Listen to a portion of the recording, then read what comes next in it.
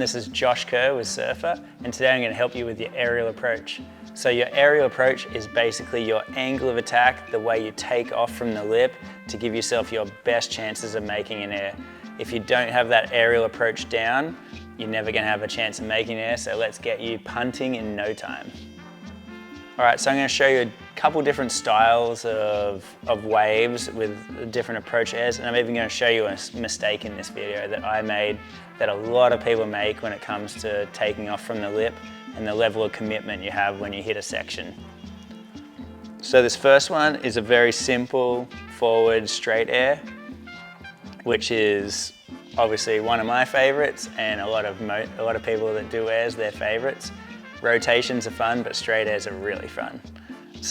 But they both all have very similar things when it comes to the approach you take at it and the little tricks of the trade to help you giving yourself the best chance of making your air.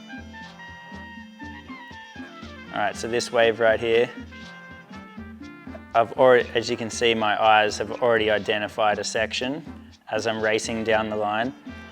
One of the main things as well to take into account when you're going to take off and do the air is to make sure you are gaining speed. This is like one of the biggest tricks with surfing. They always talk about pop, the people that they get their pop from surfing.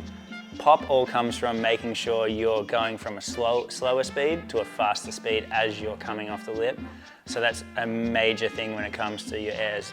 Make sure you're gaining momentum before you hit your section, not decelerating, hence when you hit the lip, your board has a much harder job getting out of the water than it would if it's actually gaining momentum at that lip. So right here, I've identified a section on this one. Right here. One of the main things before the bottom turn is to make sure your eyes are looking up here. Make sure this board doesn't dip out and start facing too far out to the front of the wave, because if that happens and you have to wrench your bottom turn too much, you're going to have to come up on too steep of an angle at the section, which will entail you getting stuck into the lip and losing your board. You want your momentum to all be going in one direction. So right here you can see I'm taking this bottom turn pretty shallow. I'm not looking up here trying to whip it up into that section. I've like orchestrated a very smooth line going into this section right here. And one of the biggest things is to make sure you hit the section as it's breaking. So you don't want to be hitting the section back here before it's broken. You want to make sure you're hitting off that little bit of breaking part of the lip. I guess it's kind of similar to a skateboarding maneuver where you want to have that little bit of coping that'll kick you out.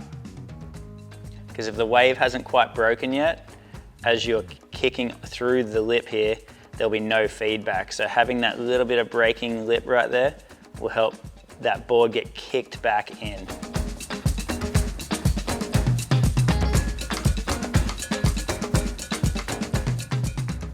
All right, so I'll show you with one of the mistakes that I was talking about, where if you hit the lip too early, you're gonna land off the back of the wave.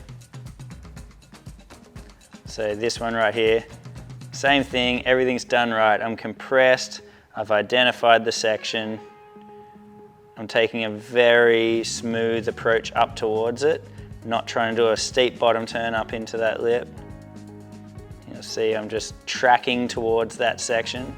And as I'm uncompressing, like I said, when you hit the lip, you want to stay uncompressed.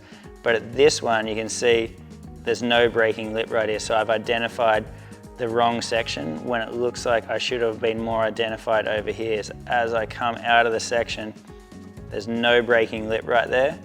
So I've hit it too early. And at that point, I'm up in the air and my landing point should be down here. But because I hit it too early, it didn't kick back and push me out. So now I'm gonna land off the back of the wave, and I can guarantee I landed that thing and went, okay, you hit that too early, that was stupid. Thanks for watching this video on the aerial approach. I really hope all this info gets you punting and going higher and landing many more airs in the future. Any more of my how-to videos, please check them out on Surfer, and hopefully I get to see you in the waves.